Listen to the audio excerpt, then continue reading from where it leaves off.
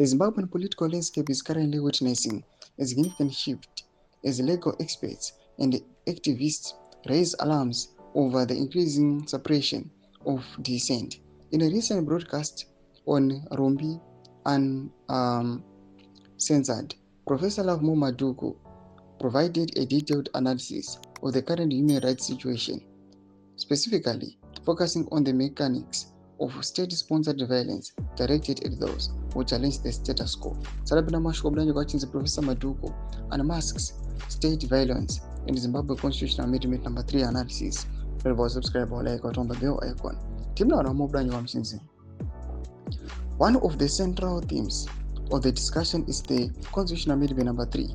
Professor Madhuku unmasks the legal maneuvers being used to consolidate power, explaining how these changes impact the democratic fabric of the nation by breaking down complex legal jargon into understandable terms. He reviews the potential long-term consequences for judicial independence and citizen participation. The conversation further delves into the pattern of violence against government critics. Madhuku argues that these actions are not random occurrences, but are often calculated measures designed to instill fear and silence opposition. This deep dive provides viewers with a sobering look at the risks faced by human rights defenders and political activists operating within the country today. Furthermore, the video highlights the importance of constitutional literacy among the general public as amendments are pushed through.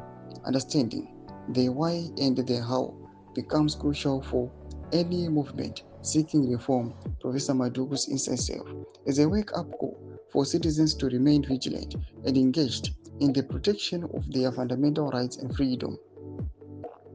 Doma developments ari kuda panguva ino tiona Professor Madhuku vachiuya vachiexposa chokwadi vachianalyza nawo emaconstitutional amendments. Nakumasection medu zvafundo ehimoti kudi pamusoro pechitiko ichi. Subscribe or like wachinotonga bell icon.